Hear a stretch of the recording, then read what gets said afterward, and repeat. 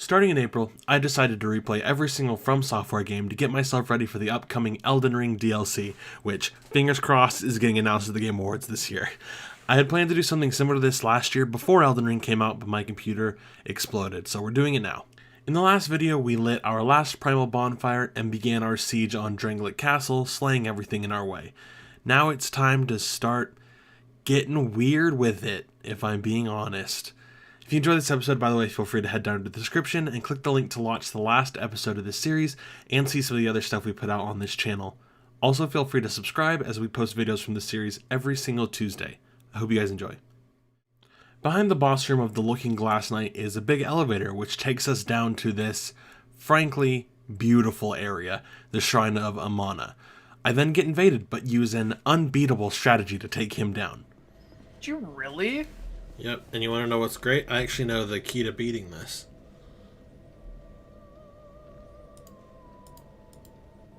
Cool, there we go.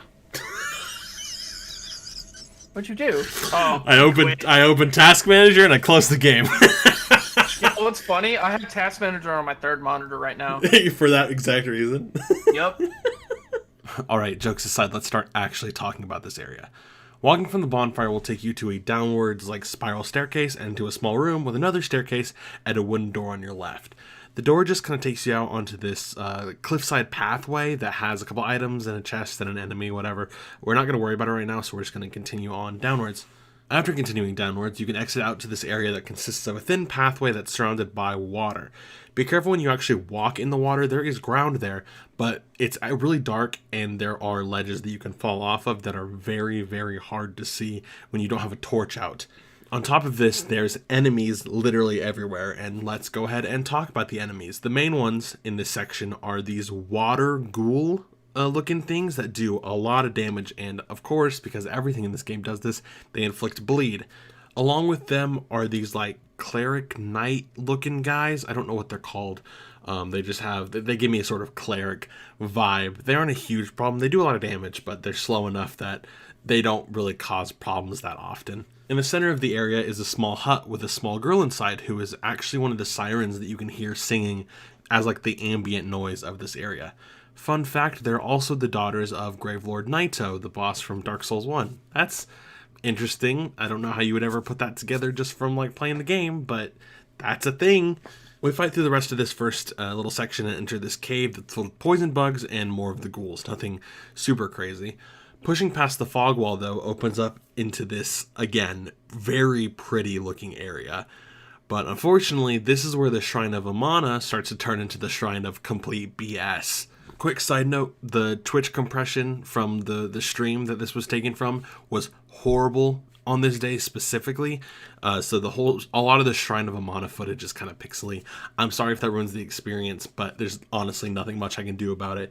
In the future, I've been streaming and recording at the same time to avoid this problem, but it's something that you've probably noticed before. I just felt like in this area, it was bad enough that I had to mention it. Along with the ghouls and knights in the last area, we now have these mages who fire slow-moving bolts of magic. These bolts do ridiculous damage, and the mages can see you from what feels like miles away. So the whole time you're going through this area, you're fighting ghouls and the night guys and other stuff that I'll talk about in a minute. And while you're doing that, you're constantly having to avoid these magic bolts that are just raining at you one after the other, and they cause hit stun, so you get hit by one and you get hit by another enemy and you get hit by another one, and it's just it's awful. Honestly, it's the worst. It's genuinely one of the worst areas I've played in this game. I named the spider area the worst area, but that was just because I hate spiders. This might actually be the worst design area in Dark Souls 2. Speaking of Dark Souls 2 and its general vibes in classic Dark Souls 2 fashion, there's enemies here that really, shouldn't be. There's more of the big stone guys, and there's the weird ogres from the beginning of the game, and then there's a random dragon rider that's just kind of vibing across a bridge. This game is so weird with the enemy placement sometimes. I don't understand. I start using my torch just to help see the ground better, but of course, if you decide to roll while you're in the water, your torch goes out. Seriously, this section sucks balls. The main goal, as with most Dark Souls 2 areas, is just to get to the end without dying. I know that sounds pretty basic, But the whole time we're going through, we're getting invaded, or we're just dying from these stupid freaking magic shooting mages, or if you're like me, you just fall off an edge. Okay, we didn't even get a chance to go left. Oh! Okay, path's weird. Got it. Understood. Path is weird. It looked really funny on your stream. I'm just running straight forward and just... Moron. Once we get past this garbage, we pass through another fog wall into another cave, this time filled with bugs that let out equipment-breaking gas. That's awesome. After getting the bonfire both for Zach and for me, just to help make it a bit smoother, it's time for the final stretch of this area.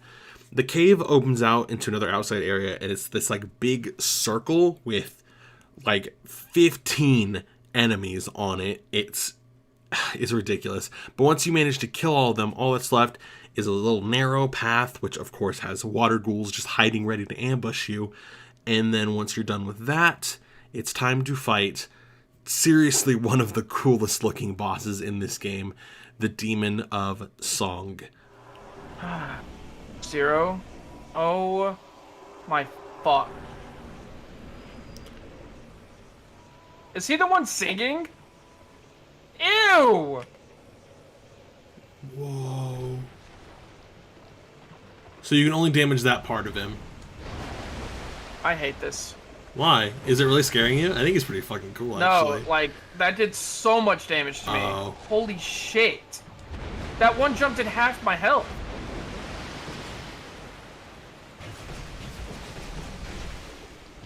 He's gonna do it again. Nope.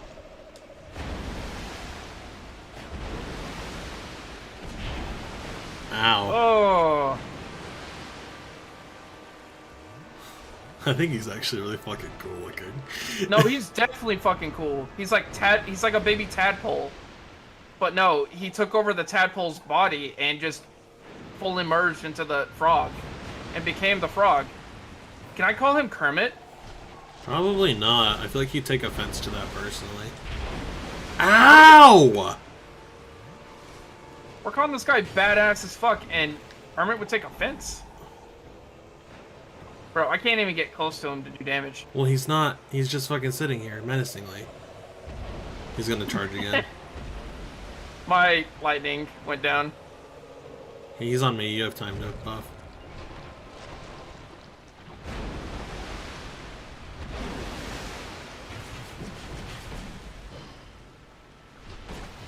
Alright. Slap. Slap back to reality. He's doing something. Holy shit. Does he have a second phase or anything? No, he's almost dead.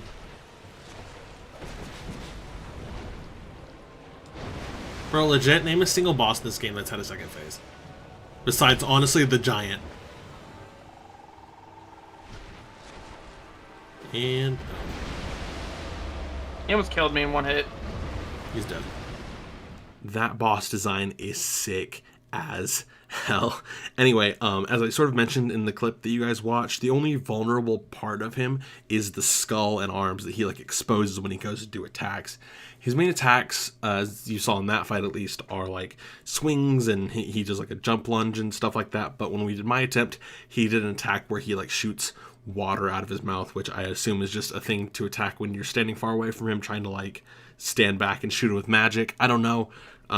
We just had, there were a lot of times when playing this game when a boss wouldn't do something on one person's side and on the next person's side, they start busting out new attacks, and it was just, but anyway, it doesn't matter. Just, he has these attacks. He's cool. That's all you need to know.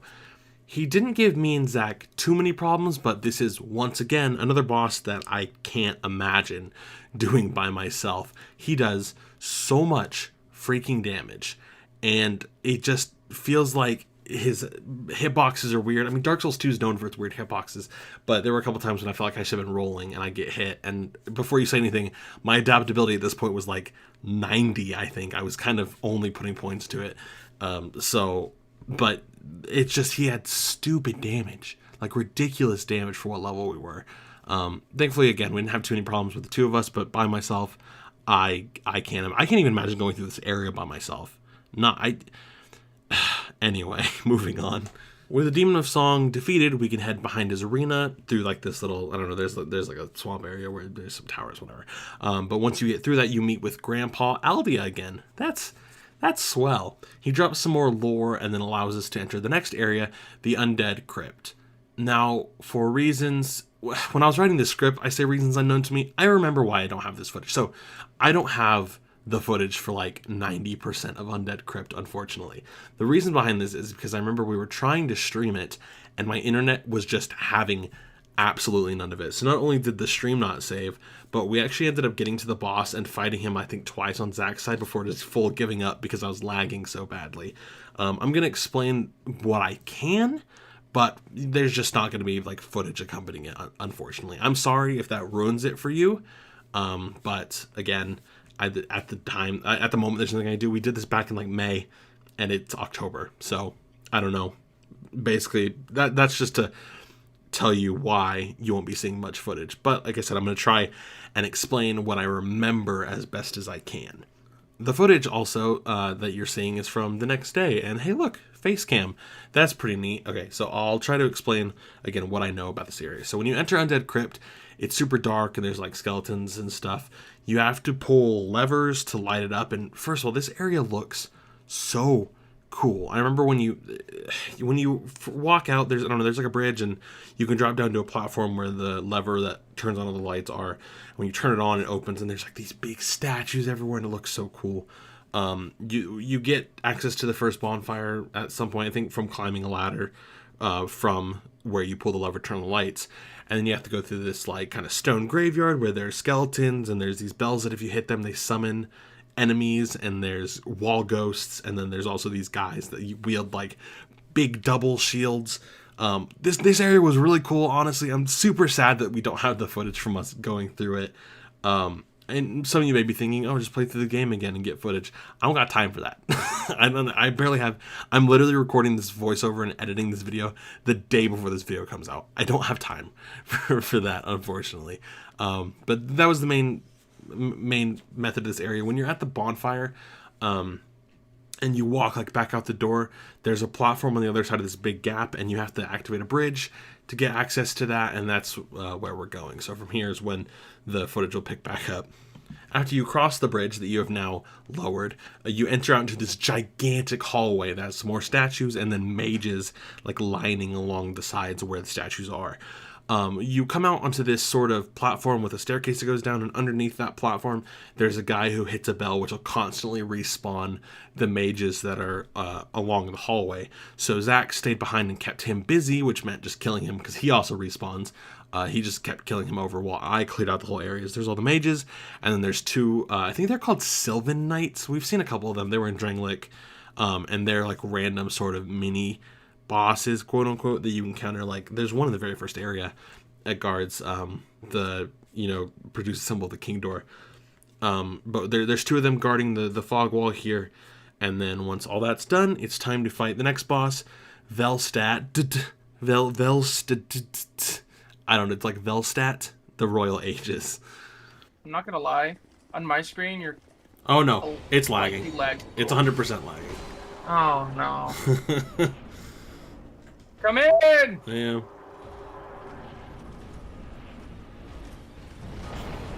Oh, okay.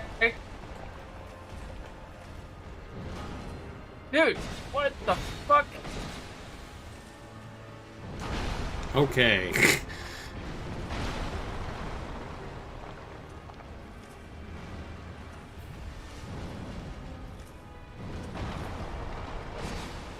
Eat his ass, Tanner! Eat his ass! I don't want to.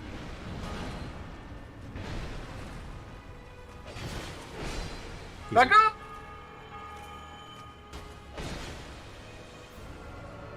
Run!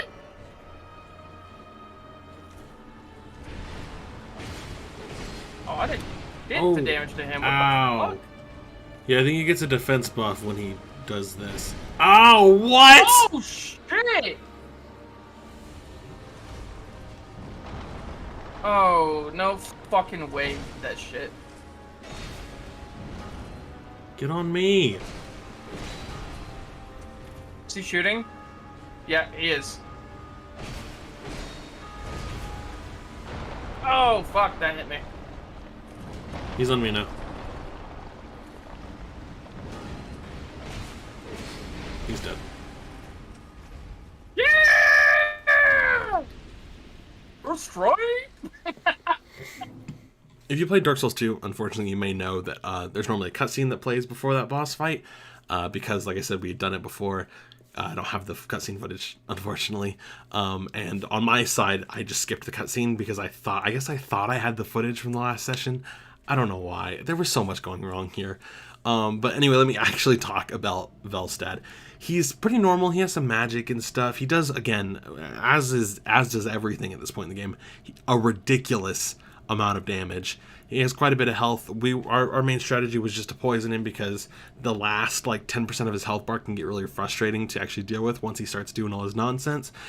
By the time you poison him, you'll be down to about that point, and the poison should kill him like it did in our attempt. So, yeah, I mean, it's pretty simple. He's a very straightforward boss, very much a stopgap boss to get us to this next section. Behind Velstadt's boss room is this crazy looking room with a tall man with a big sword walking around it. We'll talk more about him in a bit, but for now all we need to do is go to the end of the room, or the end of that circular area, whatever, and grab the ring off the body here. Once you turn around and walk back up a staircase, you'll see that the Emerald Herald is now here and gives us some more exposition about the ring we just picked up. Basically, with this ring, we can now get behind doors that, as I mentioned earlier, ask us to produce the symbol of the king. There's one in the very first area, there's one in Drangleic, and there's a third one, which is the one we'll be going to in a moment. So as I've mentioned before, this is a 100% run. We're not going to be doing DLC, and I'll talk more about that at the end of the final episode of this. But at least for the main game, we were trying to do 100% of all the bosses and stuff, which means we have to fight the secret final boss, Aldia, which again I mentioned last episode. To do this, you have to kill the big sword-wielding guy that was in the room behind Velstadt's boss arena, but it's not as simple as it sounds, unfortunately. That is King Vendrick. If you've been paying attention to the lore that the Emerald Herald and Aldia have been giving out, then you know who Vendrick is. He's the one who fought the giants off, all this stuff, and that's him wandering aimlessly from something. I don't fully remember. You can't, unfortunately, just go up and fight him. He's a boss, but you can't just go up and fight him because at the moment he has 32 times damage reduction. So, if you have to hit him 100 times normally, you have to hit him 3,200 times now to kill him. It's kind of ridiculous. The only way to cut off this damage reduction is to get giant souls, which you can find in various locations, which we'll talk about. But every giant soul you get will half his damage reduction. So there's a total of 5 you can get. Once you get all 5, his damage reduction goes down to normal, and you can fight him again as normal. With that explanation, you can now see what our goal is at the moment, and that is to get these giant souls. It's time to teleport back to the Shaded Woods and head down the final path that we've left unexplored. The actual path here is pretty simple. There's like an ogre, and that's pretty much it. But you end up getting to another one of the, again, like I said, produce the symbol of the king doors. Once you equip the ring, the door opens, which gives you access to Aldia's keep. This beginning area is massive and very open, which at the time was making me freak out because I kept thinking stuff was going to jump out at me. But there's like nothing out here, actually. There's a mimic, I think, and then there's the bonfire. That's it. I grab the bonfire, head up into the big building in front of me, fight off an NPC invader, and then... Open the door. Okay. I was just about to as well. Oh, more people are having sex, apparently. Bro, this is sick. That's a whole ass dead dragon. I summon Zack and begin to explore this area, including this really cool section with enemies that like punch their way out of mirrors to fight you. That, I don't know, it was just really cool. Like at the time we were freaking out because we thought it was so cool. And then this happens. Wait, Zack. Oh no. Oh no. What?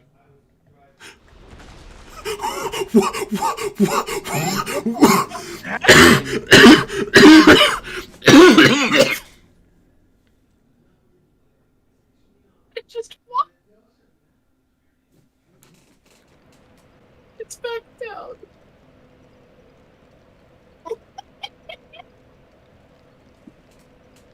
That's a clip and a half, bro. What happened? I jumped, I got stuck, and the game was like, well, I guess we're gonna kill him. I do enjoy that in the game's code, the solution to me getting stuck was an express elevator straight to heaven. Super cozy. We continue up through the area, killing a giant basilisk, and then entering the door behind him to pull a lever, which shifts the doorway to reveal a massive hallway with cages and paintings. The cages are full of enemies that we seemingly can't get to, and they can't get to us, and I activate a fire store to light up the area so you can see more of it.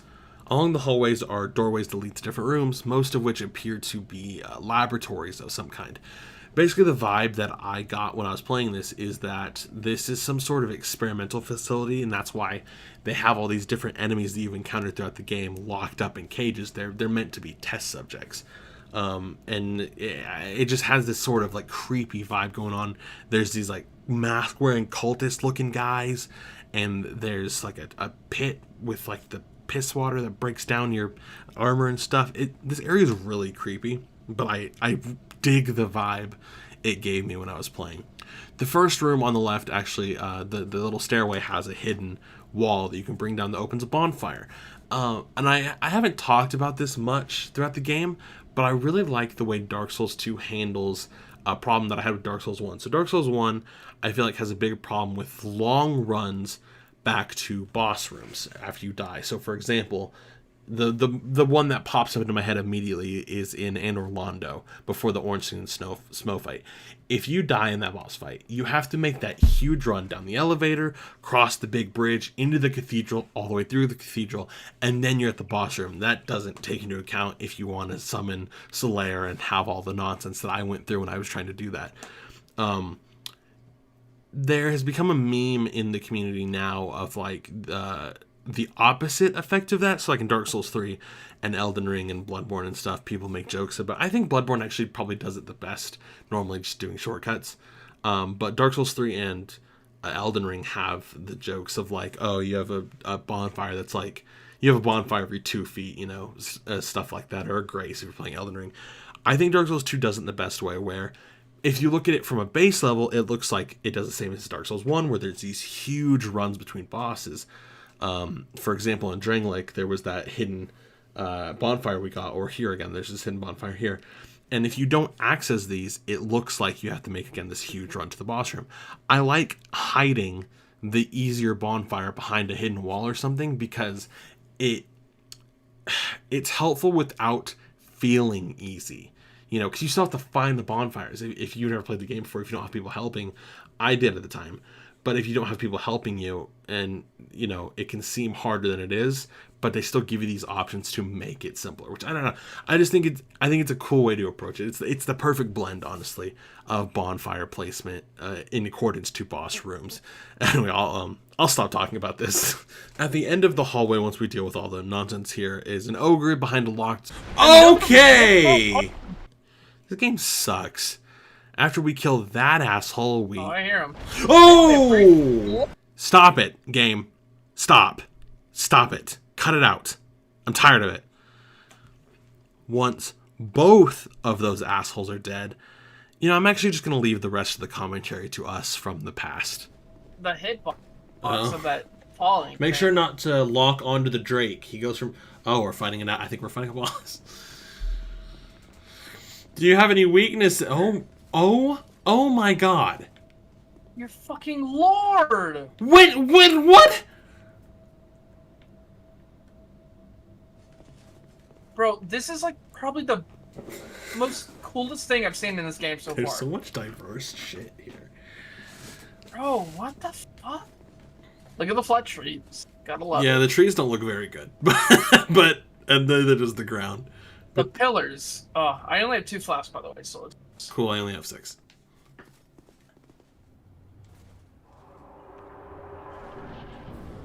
Guardian Dragon.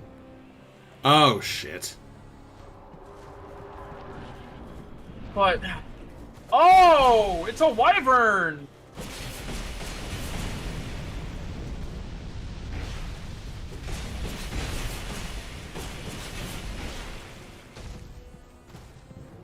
Okay, second phase. Possible. He's gonna shoot fire at the ground.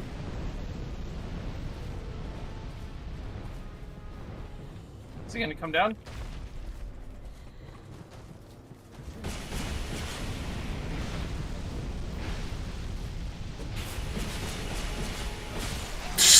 Wow. This is my only issue with this game. Is oh my gosh, the bosses, dude. Some of the bosses are just a complete ass. Yeah, that boss really was basically just the Wyvern mini boss from the freaking Hyde's Tower of Flame. I'm really not. Normally, what you do is you have it be a boss and then it's a mini boss later, not the other way around. I don't know. That's just weird.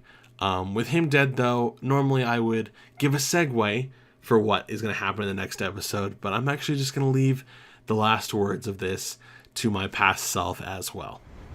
That was a really long elevator. Okay.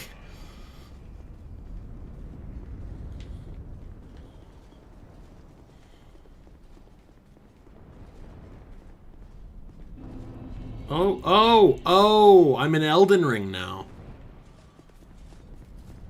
Got it. Yep, Yeah. I've definitely been here in Elden Ring. Thank you guys so much for watching. I hope you enjoyed. I wanted to... No one really made a comment about it, but I wanted to apologize sort of for my energy that you may have noticed during the last Dark Souls 2 video. When I was editing it, I was kind of running low on time when I was editing it, but I felt that my recording energy, like my voiceover energy, was very not great. Like it was like I was phoning it in, and I'm not happy with that. That's not how I want my content to be. I want to put a lot of effort into it. So no one commented anything on it. No one said anything. But for me personally, I wasn't happy with that last video, if I'm being honest. So I just wanted to apologize to you guys, and I hope this one was a lot better. I think I did better with the voiceover here. But anyway, I hope you guys enjoyed this episode. The next one, as you saw, we're going to be dealing with some dragons. There is a pretty high chance, by the way, that the next episode is the last episode, just based on what I know. Pretty sure there's only like 3 bosses left. There's like we have to get all the other giant souls, but for the most part, I'm pretty sure the next episode is the last one, which is very weird to me. Anyway, doesn't matter. I hope you guys enjoyed. There's some other stuff that you can watch going on in this channel. We are almost done with the Insomniac's Marvel Spider-Man 1 for the PS4 that came out in 2018. That we are almost done with that series. We're very close. I think it'll end in like the next 2 episodes, probably. Just depends on how the editing of that goes. But that's pretty exciting. Fossil Fighters Champions is going great. Really enjoying playing that. Fun little info thing. In 2 days, there will be a new Mark of Mastery coming out, which is our League of Legends like champion teaching type series. Having a lot of fun making those. I love League of Legends, so I enjoy making those videos. There's also what else? I don't know. We've been next Thursday, since next Dark Souls 2 episode is probably gonna be the last one. Whatever. I'll talk about it next week. Streams, by the way, probably not going to be coming back till early December. By then, I should be moved out, which means just more time to myself. I do have a break week this week from college. I'm in between my 2 8-week sessions, so I may stream this week. I haven't decided yet, if I'm being honest. Maybe I'll stream this week. I don't know. If I do stream, of course, it's going to be Sekiro, because that is the next series, the next game that I'm working on for this series, because we already have Bloodborne and Dark Souls 3 done. But then all that's left after that is Sekiro and then Elden Ring. And Elden Ring, like I said, I think it's getting announced. I think the DLC is getting announced at the Game Awards. And then the leak right now is that the DLC will be coming out in February. And I don't know if that's true, but if it is true, then this series is not going to be done by then. But we will be streaming Elden Ring by then, hopefully, and definitely streaming the Elden Ring DLC by then. But yeah, so I'll just wrap it up here. Thank you guys for watching, and we will see you later. Bye!